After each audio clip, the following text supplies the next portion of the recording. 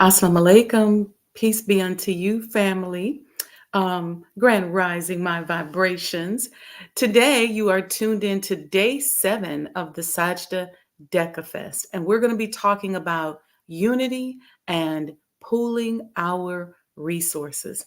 So, grab your coffee. I'm working out of my love cup this morning. Grab your coffee, like, subscribe, tell a friend, and we'll be back in 5 minutes.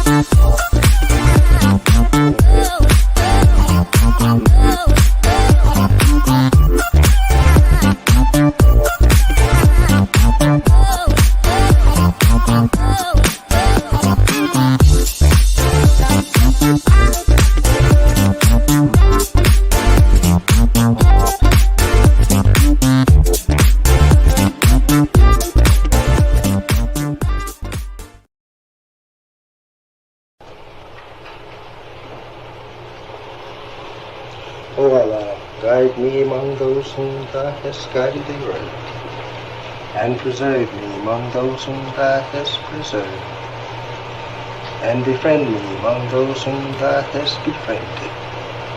Bless me in whatsoever Thou dost grant me, and deliver me from the evil of what Thou hast judged. Surely Thou judges, and none can judge against Thee, and he whom Thou befriendest is not disgraced.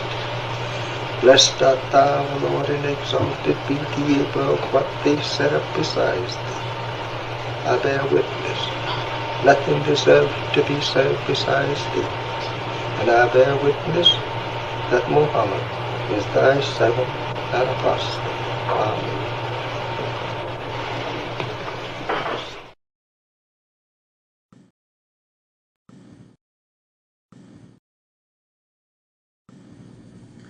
The Honorable Elijah Muhammad, who in my judgment is the master historian, taught us that of all our studies, history is the most attractive, and it is best qualified to reward the researcher. History is most attractive. Why should history be most attractive? Because history is the recorded time of the human family in its struggle to overcome obstacles. There is no life that is without struggle.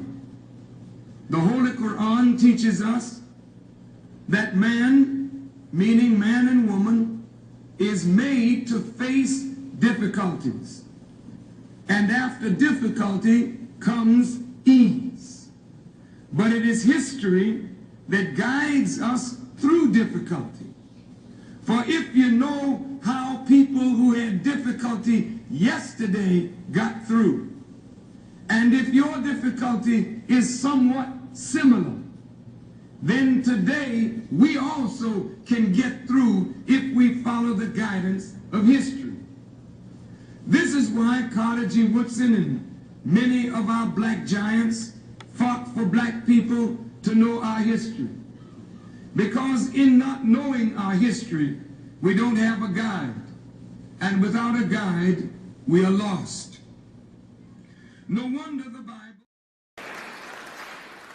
And I'm saying this to all of us, our people are ready to spend their money with their own.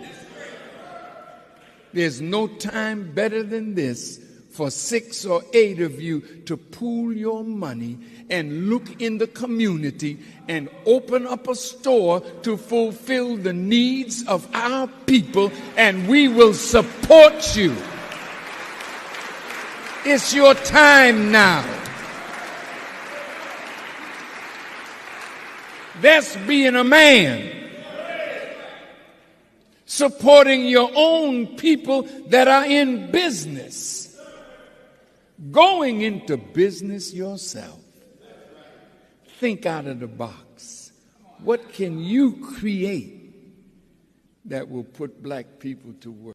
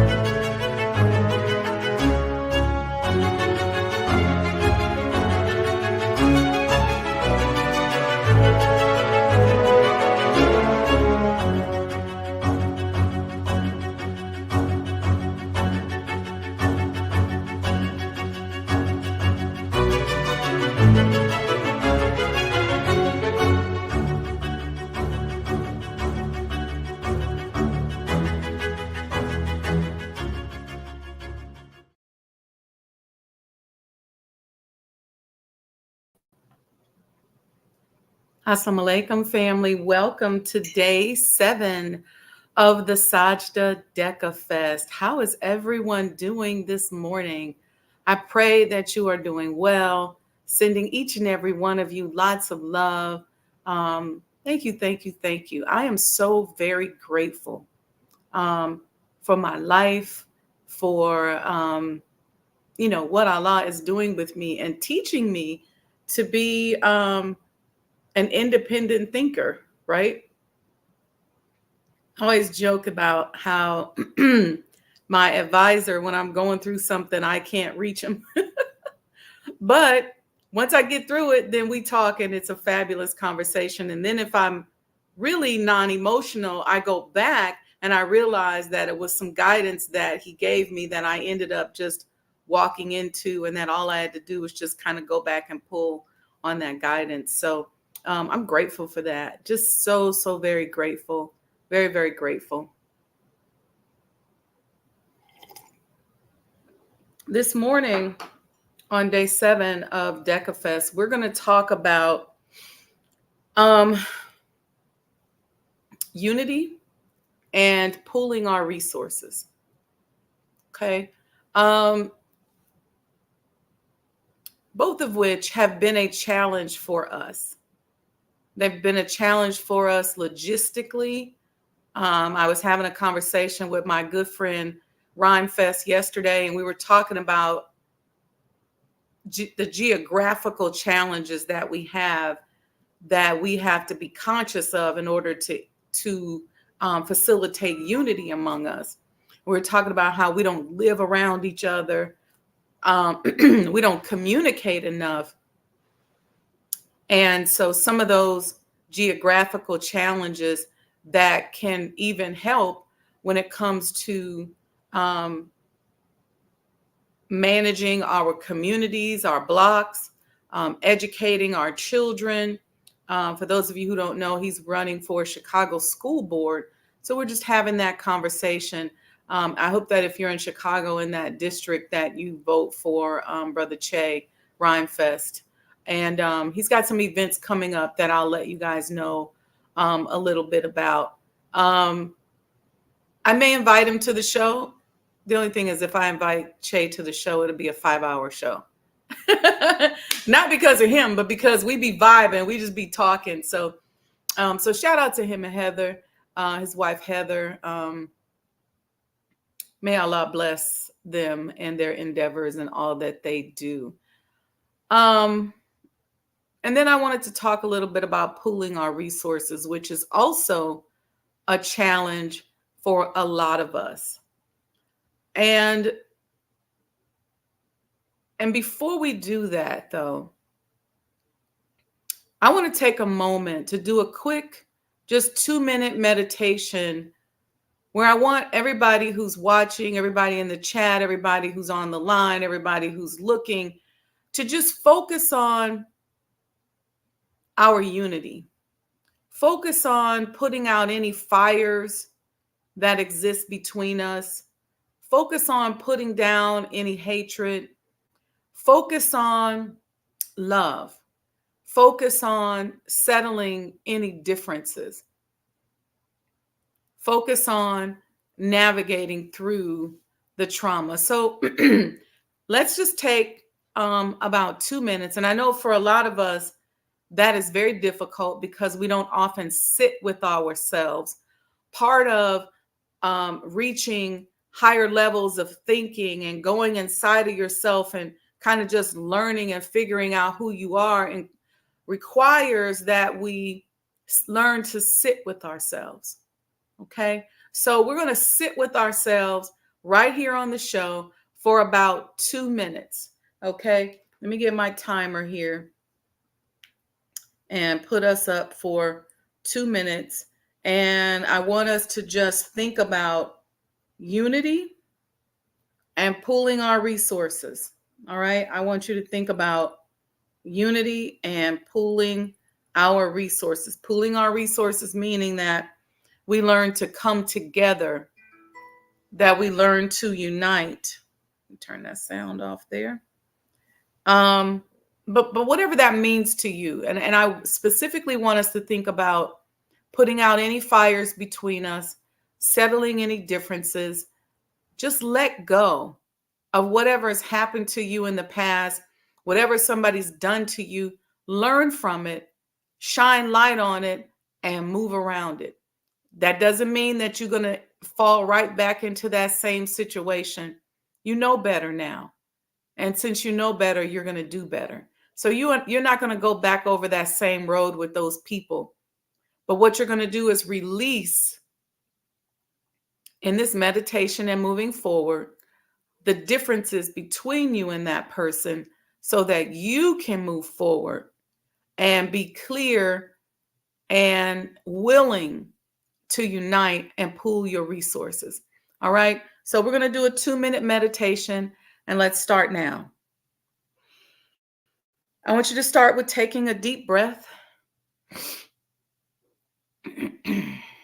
Just deep, deep, deep breath in through the nose, out through the nose. And just relax.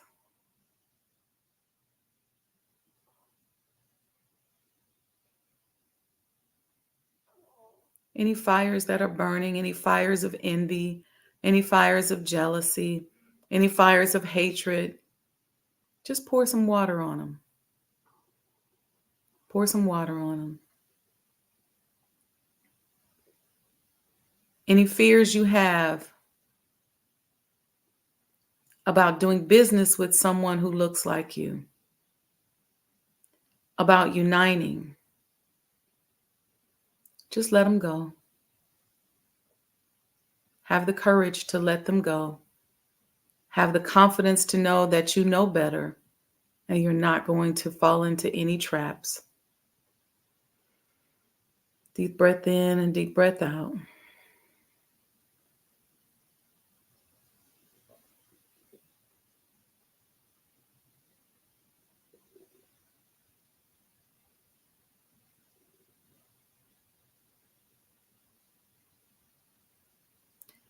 If you know within your own spirit that you are overly critical of anything Black, if you are constantly criticizing anything or anyone Black, if you put negative energy, negative thoughts, and you discriminate and marginalize, and you don't have to be of the opposite color to do that, let all that go right now. Recognize that you're missing out on tremendous, amazing business opportunities when you do that.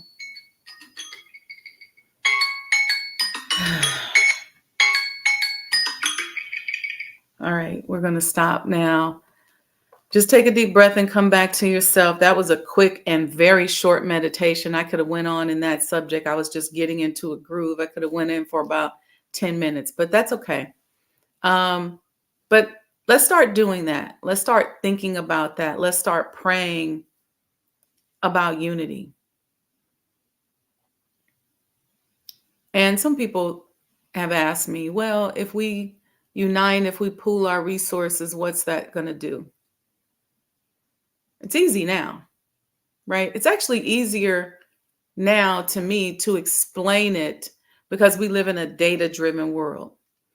And in this data-driven world, and you all have heard me say this before, if you're a friend of the show, I have to break this down for you during the DECA Fest because this is a very, very big part of my journey. Now we have data, okay? Reason why we're able now to begin talking about AI and some of these other things is because there's enough data out there for the artificial intelligence to be able to mimic our behaviors and thought patterns and create a clone, if you will, whether it's a computer clone, whether it's a data clone, to create a clone that thinks like us and behaves like us. Okay. And so with that data, businesses can now rely on that data and predict behaviors. Okay. And so in those behavioral predictions, they're using a set point of data now that is based on how we have conducted ourselves and behavioral patterns of the past. This can be used in warfare, whether it's business warfare, physical warfare, you name it, military warfare, or it can just be used as control. And so that data, since we have never united and we've never been pooling our resources, and we'll talk a little bit more about that a little later, since we've never done that, then most of the business models that are existing today that is relying on that data, that behavior tracking, are going to create and make moves that are contingent on us not being unified and on us not pooling our resources. And so if we begin to do those two things in our communities, in our subgroups, we start to do that, we will change an algorithm that's going to take a while for it to respond. And in that time before it responds, we can win. We can make tremendous gains within an industry if we find a way to unite, whether it's entertainment, whether it's politics, whether it's, restaurant owners or financial advisors or business consultants or sororities or fraternities or Divine Nine or Muslims, Catholics, whatever. That unity will make a difference. That unity will defeat that algorithm in that very moment. And it's a behavioral pattern that if we study it, we can win. What do I mean by that?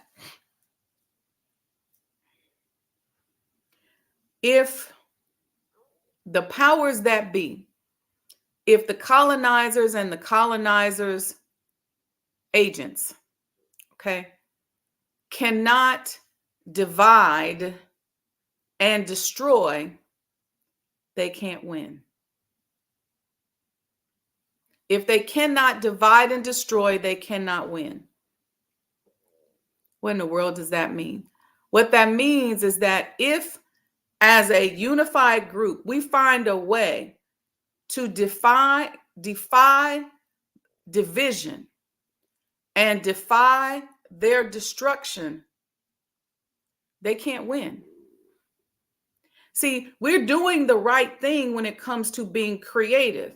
See, when you keep being creative and keep reinventing yourself, it's hard for somebody to catch you because they can't hook into the universe based on who you are, your DNA, your epigenetics, your community, where you come from. They can't hook into that and create on the level that you can. But what they can do is divide you, isolate you, separate you from your community, from like-minded people, keep you isolated and by yourself. And when they do that, they can then come in and destroy. It's just divide and conquer. If we can prevent them from doing that, now this is true in business, isn't true in anything. So don't get all worked up if you're looking at this feeling like this is something crazy, but I'm going to give you a business strategy. If you and several other business owners begin to pool your resources, meaning you exchange resources, you do a lot of partnerships and collaborations with other businesses, it becomes very, very difficult to divide and conquer if you make a conscious decision that that's not going to be the case. A conscious decision. See, part of our problem in business goes back to this rugged individualism. We over here by ourselves, suffering in silence, doing what we do, struggling, upset, mad. But if you come on into a community, come on into a circle of people, start having conversations with those people, even if those people never give you one customer, the spirit of that unity is going to change you.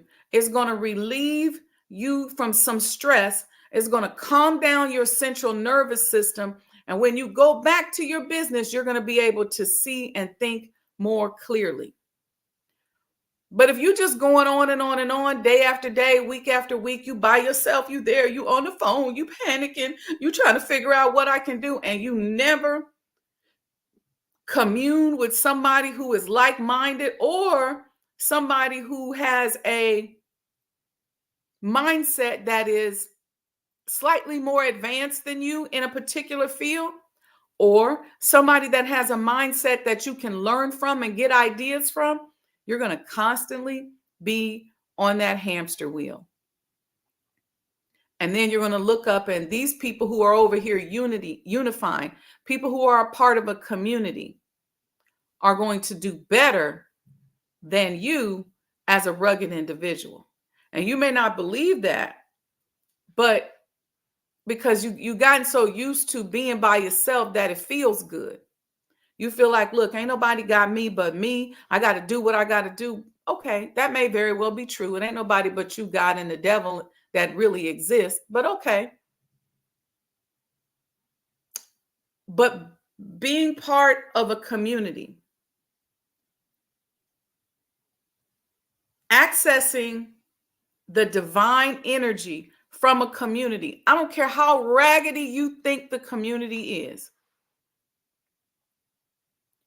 accessing, there's something divine in that community energy that if you are in the right space, you can access, and it can help you to win. It's the community piece. What about pooling resources? What about collaborations? I love taking two businesses that nobody would have thought they should collaborate and having them to collaborate. I love taking an ice cream shop and a bakery and going, y'all know what? Let's do an event. Let's do a block party. Let's get busy. Let's have some fun. You'd be surprised at what it's going to do and the energy and how you're going to make your customers feel, especially in our community. This is why things like expos and festivals and block parties do so well in places like Chicago, because it's a contagious, attractive, magnetic energy. And most of those businesses continue to win after those events.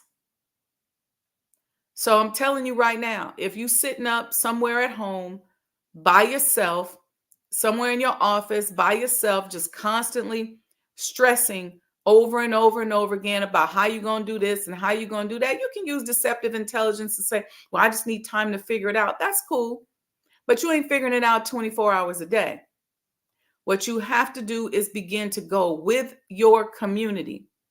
Find a tribe, find a community,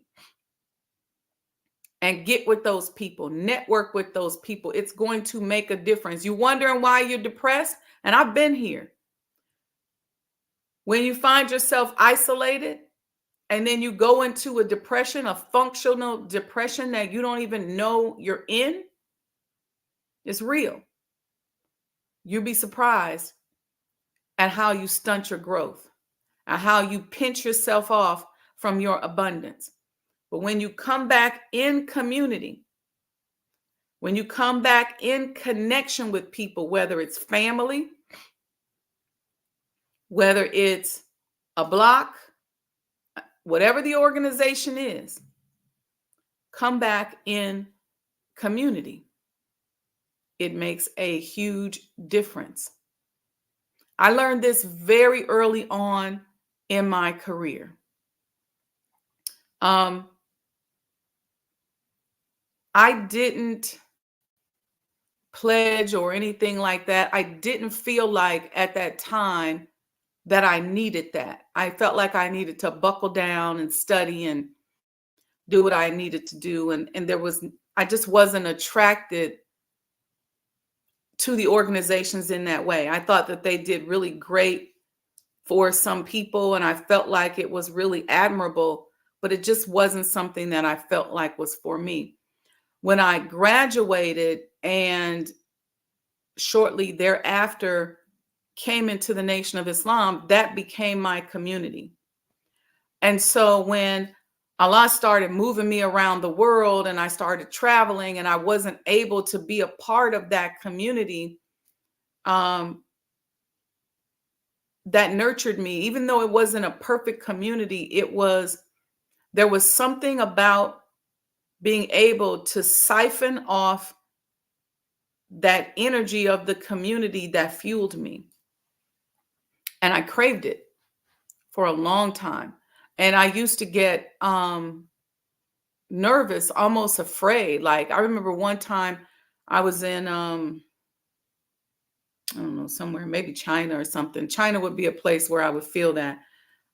Because when I would be in Africa or even in Italy, I felt that community. I felt it. I felt the love. I felt the love of community, of unity, of pooling my resources. I was okay with that.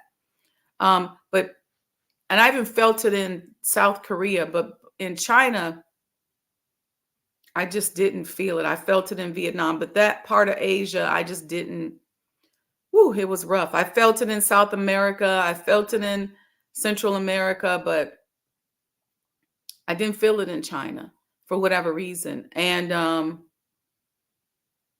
I got nervous because there was something else that I was picking up that was in the air and in the energy that I couldn't reconcile. And I remember when we went from Beijing to Seoul. This was on a healthcare mission this time. And when we landed, the tour guide, I get, or the ambassador that was with us said, we're going to let you all go up to your rooms, wash the china off of you, and come back down for dinner. And those words, as I was riding the elevator and going into my room and getting settled and taking a shower, getting ready for dinner, it just kept resonating with me. Like, what are they saying? But there was something that I felt there that felt very pinched off from the community energy that is so important to me. Very pinched off.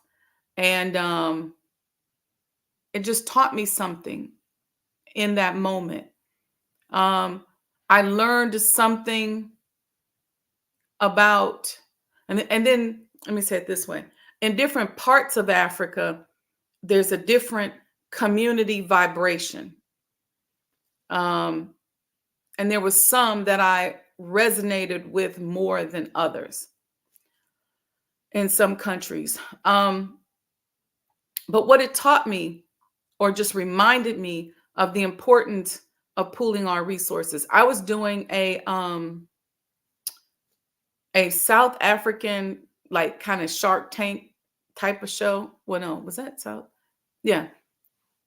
Yeah. I did two of them. Yeah, in Nigeria and in South Africa. And so in South Africa, all the people who came with businesses came, and their big ask was, I want money. They all wanted somebody to invest in them. It was a group of women, business owners. And I said to them, I said, I will be completely honest with you. I've been in business a long time.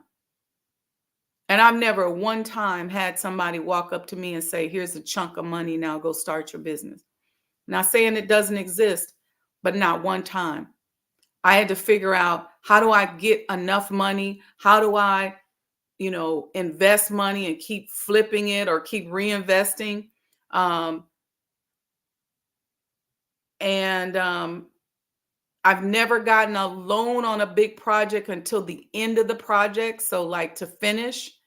So I was explaining to them, I said, there's enough of you. And I put them together, and they did not like this. I said, you need marketing, because you're asking me for money for marketing. You're saying you want to have an investor come and give you money for marketing. Okay. And I said, so here's your sister over here with a marketing company.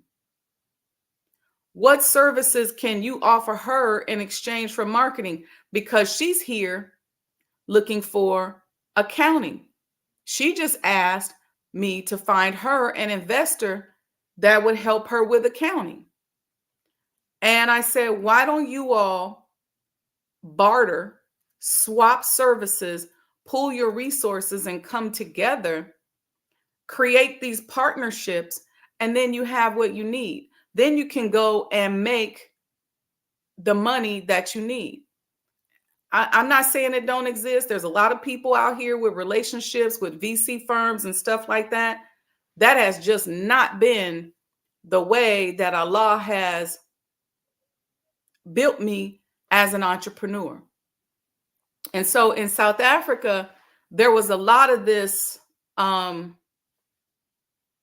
want the white man to give me something, invest in me. I'm here. We were prepping them for their pitches, and all of them, I want money for this, I want money for that. If you ask them what their sales are, how they're doing, they didn't have any. And I thought it was interesting because it was in a country where they're more dependent upon the system. And so this concept of asking for money and begging for money and really not even wanting to talk to anybody black. That's how serious it was. They was like, where's the white people? Because that's who they look at has the money. But let me give you a different thing. I did the same event in Lagos, Nigeria. And if you've ever been to Lagos is just bustling with entrepreneurship. Folks is hustling and making money and doing stuff everywhere. They are not thinking about, I can't say they're not thinking about, but they don't appear to be dependent upon whether or not somebody white gives them some money. And when the pitches, well, first off, when the business people in Nigeria came to us, they were very, very, very advanced products and services. I was sitting there like, you know what, sister, can you go to the side? Because I want to buy that outfit from you. And oh, brother, step right here. I remember, but matter of fact, I think I bought this in Benin. But I was just like, whoa, as opposed to when I was in South Africa, you can't even find anything African that ain't made in China. So all the African stuff says made in China. But when I was in that Nigeria, Benin region, there's a lot of unique entrepreneurs that are doing very different, a lot of different things, a lot of creativity. Yeah, it's a lot of hustling and it's a lot of stuff that ain't too savory going on either. But what I noticed and what I realized was this level of mental independence and fortitude that was contagious. Now, I can't say that the unity was there a lot, but there was a lot of pooling of resources and things like that. A lot of that. And different countries are different. It's just, we're all at different stages of development. And I'm not trying to down South Africa. It's just different, in terms of where they are in their evolutionary development as they strive to do for self. Nigeria is in a different space. Ghana's in a different space. I worry about Ghana a lot because I don't want Ghana to become like Liberia. This is no shade. But what happens is when we don't clean ourselves up first and get our morals together, and we decide we're going to go to these other countries, whether it's Belize or South Africa or wherever, Ghana, wherever we're calling ourselves going, if we don't clean ourselves up, what we do is we take all this devilishment, all of this negativity, all this drama, all these behaviors, all these predatory business models with us. And because we're coming in the name of being Americans and we got a little cash to throw around, it's very easy for that mindset to become dominant.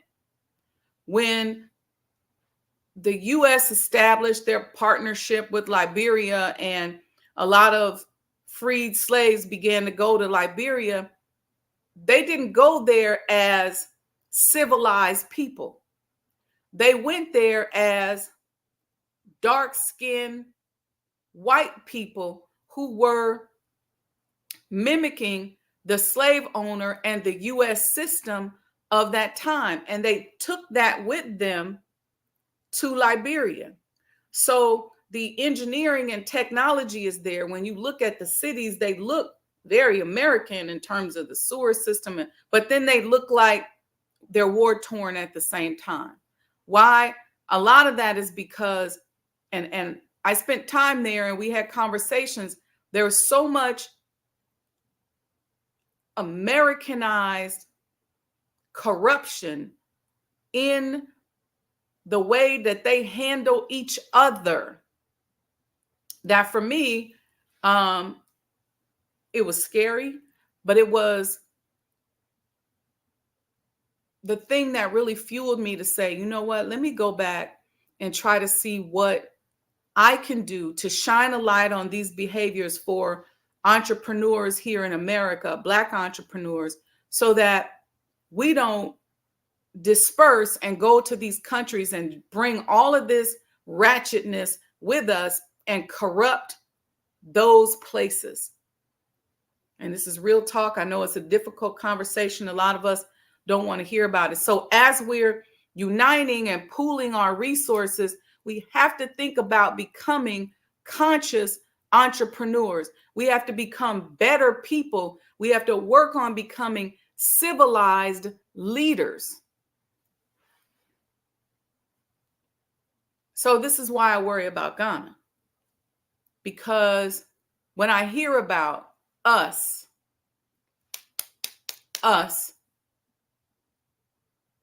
going there at the invitation of our family who's saying, come home, be citizens.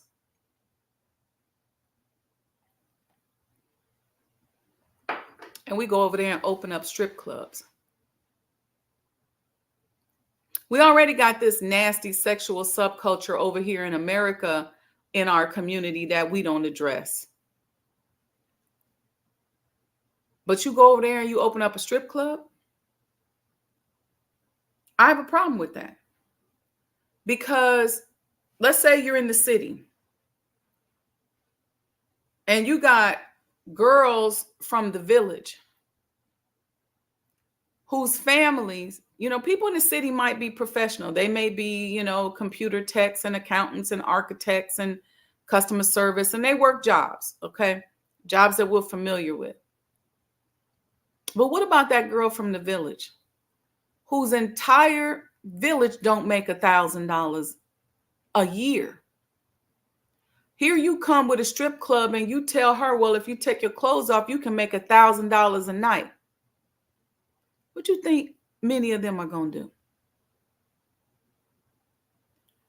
And then what happens? All this money, we become the king, we become the queen, we doing all of that. And now we've corrupted a society and we're putting them in a position to become exactly like the society that we ran away from.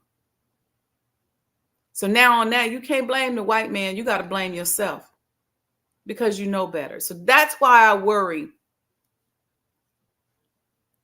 about us and our exodus to certain countries where there's a certain level of innocence. We don't realize this beast that we're living in is like no other.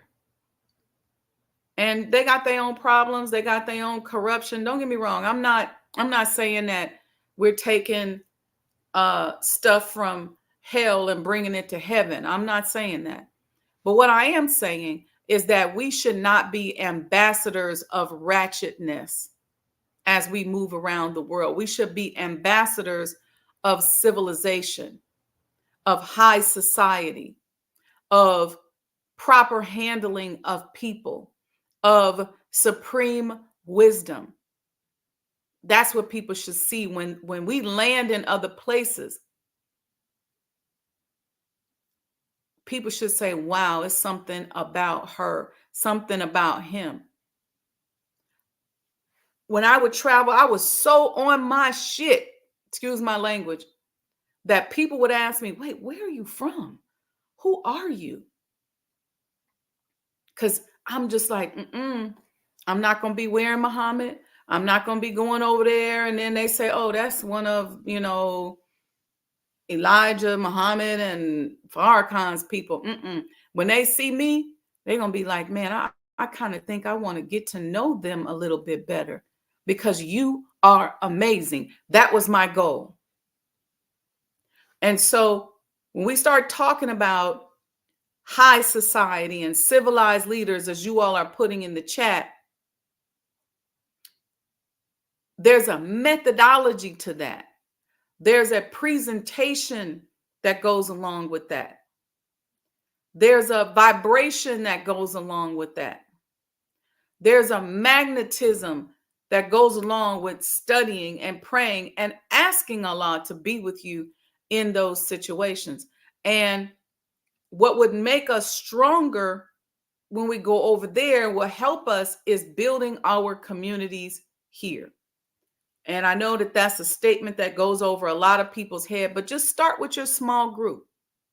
You probably got 5 or 10 people that you hang with, that you know, whether they family members. Create some kind of unity among them. Do a dinner once a month. Do a phone call. Set up a group chat. Create some sense of community for yourself that you can go and plug into when you start to struggle, and when you need something.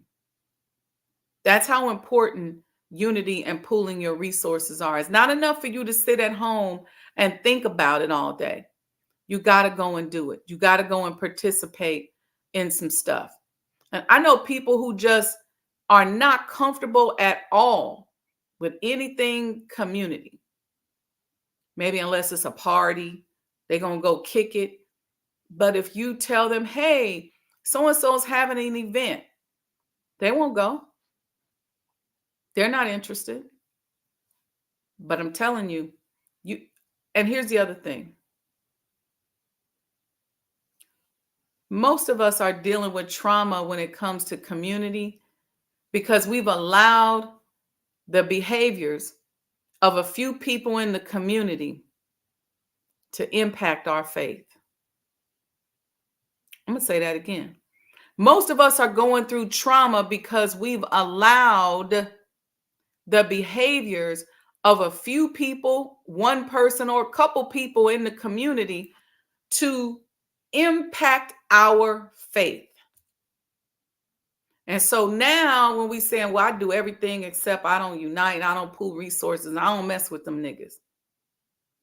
Well, that's sorry. That's part of it. That's part of it. But we have to stop allowing the behaviors of one or two people to impact our faith. And you know how you stop that? By doing for self.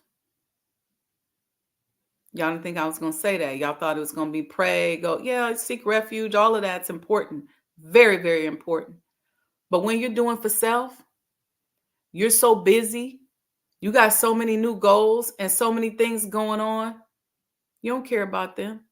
You ain't thinking about them. You done forgot why you stopped talking to them. They might come up to you and still be holding on to a grudge, still got an attitude towards you, still acting stank.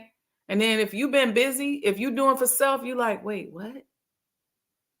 I know people still mad over stuff that happened 20, 25 years ago. You should be so goal-driven and be so busy that you don't even recognize that person. You can speak to them and keep on rolling. And then say, oh, dang, was that so-and-so? Oh, hey. Yeah, hey, girl. Peace. Assalamu alaikum. Stop it.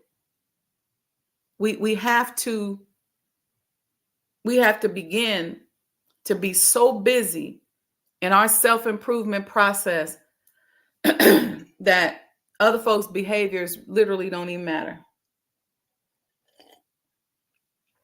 You know why? Because when you're healing and you're working on doing for self, you just start adjusting your boundaries.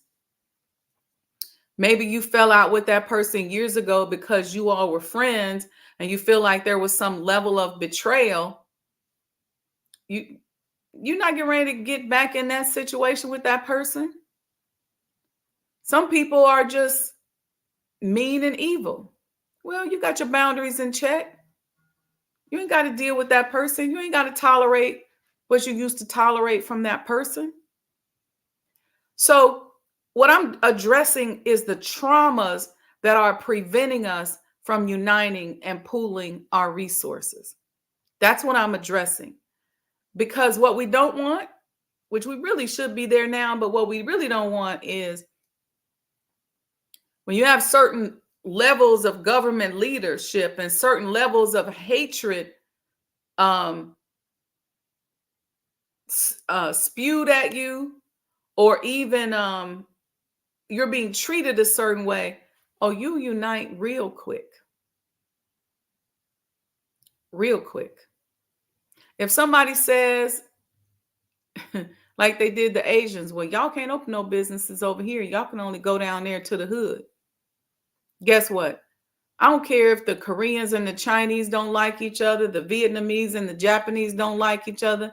They done went in the hood and got themselves together. And now they got Asian American organizations. And, you know, everybody in Chinatown ain't Chinese. But they were told, can't come out here to this neighborhood. Now it's a little bit better, but for the most part, when they first started to immigrate here, they weren't allowed to open up businesses in other spaces. Now, of course, they don't have the trauma and all the things that we're dealing with, but they got themselves together and unified real quick.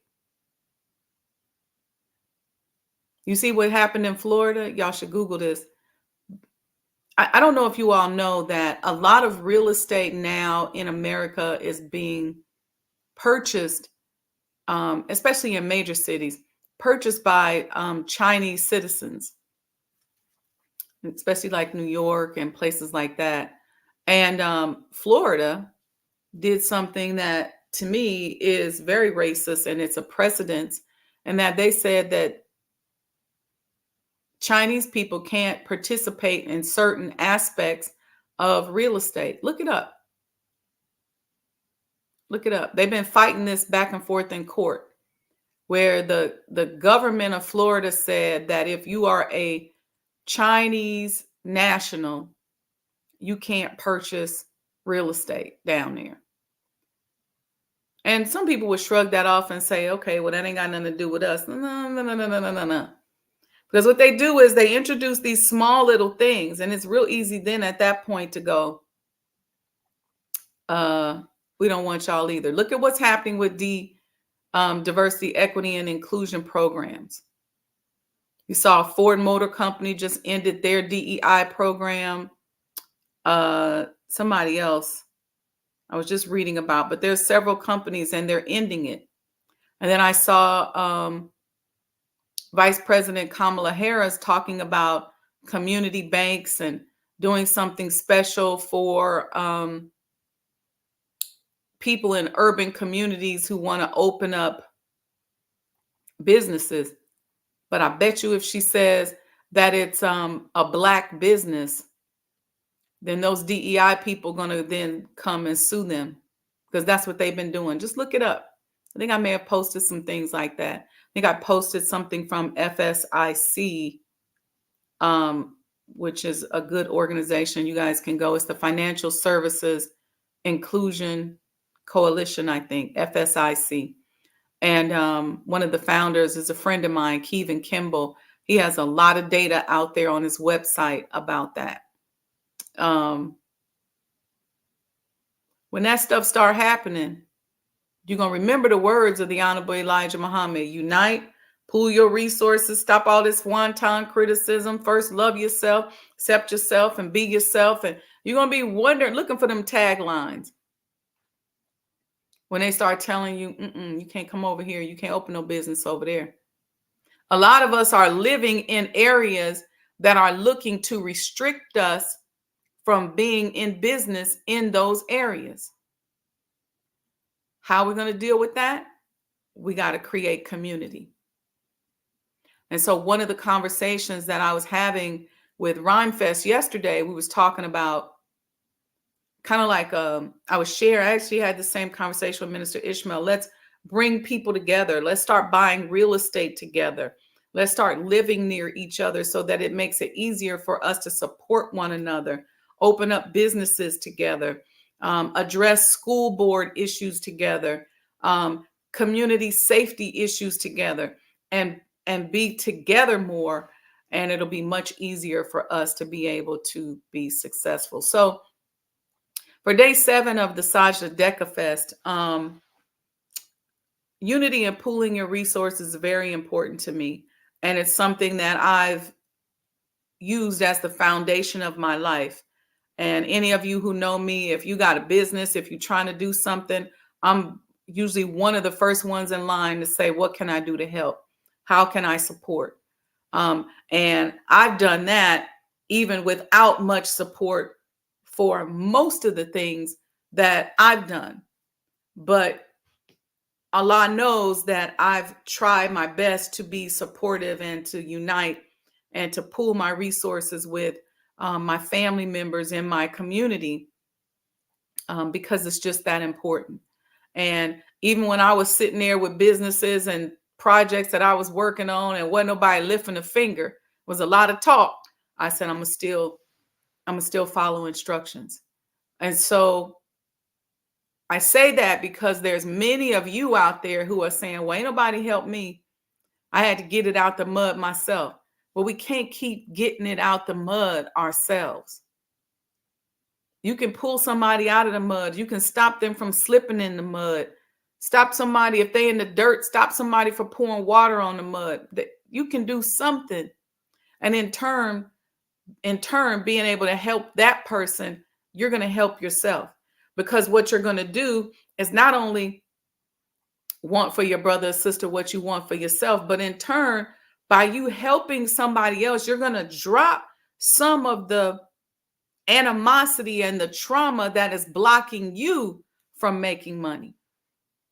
I was having this conversation the other day with a lot of people, and I said, why is it that we have a lot of spiritual Black men who are unable to make money for themselves? They're unable to make money at the level for themselves that they need. And a lot of that is the trauma that is standing in their way. And so we have to, and the easiest way to prevent a situation from causing trauma is to have a loving support system. And the easiest way to get over a trauma is to have a loving support system. And so I would say to those brothers, if you do have a loving support system, don't take it for granted. Turn around and be a loving support system for somebody else. Because when brothers are supporting brothers, you see the success. I see brothers doing things where they're having talks in barbershops and just kind of working together and having their own community meetings and community forums just to help deal with some of the trauma that they go through just being a Black man in America today. And that is real.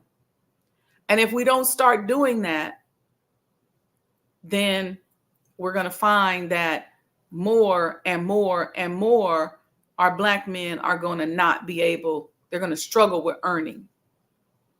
And we don't want that. We don't want that as sisters. We don't want that as wives. We don't want that as mothers. We don't want that as aunties. We don't want that as nieces. We don't want that as daughters. We don't want that as friends. We don't want that as sisters. We don't want that. We want to see you grow and thrive and survive. And it's going to be very important that we help each other work through some of these traumas by being different. If you know that a person's been dogged out in business by somebody, don't you come along and dog them. Don't you come along and steal from them. Don't you come along and hurt them. Be different. Say, you know what, sis? You know what, brother? I'm here to help. I'm here to support. I don't want anything from you. I don't want anything. I'm going to help. And that will help to heal people. It's just small little acts like that we can do. And I'll say this last thing to our brothers who are almost always booking sessions with me and saying, hey, I am struggling to make money. And we start unraveling all the trauma and talking, and that's some of the things that's happening. The ego. Understand this. We are at war. And to our sisters too. We are at war. And when you are in a war type situation, a lot of the roles may change. Because in a war type situation, it might be that you can go out and get some bread, but I can't. Or I can go out and get some milk, but you can't. But we can't sit there and not have bread and milk because you tripping because I can go get the milk. And I can't be tripping because you can go get the bread. We have to come together and say, okay, what can you do at this moment? What can you do? What are you able to do? We know who you are, but allow us to be able to do what it is that we can do in this moment. Don't say because I'm a man, I don't want you doing X, Y, Z. Okay. If I'm not going to do anything that's immoral, and if you can't earn a paycheck, and I'm saying this because I've had a lot of brothers come and coach, and that I'm coaching, you can't go to work. You've had issues in your past. You might be a returning citizen. You can't go work. Well, somebody got to work in the house. We at war. Somebody got to work while you working on your business. So you might have to pick the children up from school and work on your business during the day while I go work at the hospital, per se. Somebody got to work, though. You can't come in with an iron fist and go, I don't want you to work, but you ain't working either. Then here's the converse is true. Sisters, unfortunately, it would be so easy to be able to say, man, I need a brother that's just going to come and relieve some of this burden. It would be fabulous. We just might not be living in that day and time. That may not come for a minute. Or you may have to find a brother and help him get up on his feet. And I would say, brother, stay loyal. If she helped you become a millionaire, don't leave her for a white woman. I sound like Dr. Umar, don't I? Don't do that. Or don't leave her for somebody, period. But especially don't do it because of a complexion issue. Okay, well, now I done made it. I can go get what I always wanted. Come on, y'all. And sisters, if we are the breadwinner in the family, let's be mindful. Let's be mindful because it's very challenging for him to not be able to make money. It's very difficult. And as long as you are not being abused and hurt, let's try to hang in there.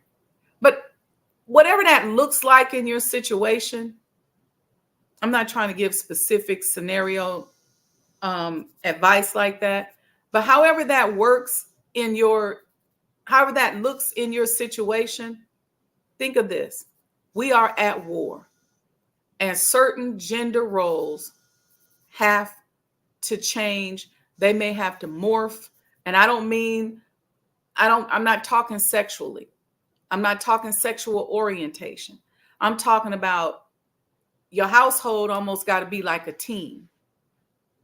And things are assigned based on what each person can get out of the world and bring into the community. But you got to realize we are at war. There are a lot of things. It's unfortunate, yes. The white man and gave the black woman jobs and didn't put the black men in jail. That's true. But when you come home from jail, you can't tell the sister she can't work. And you can't work neither. I'm just saying.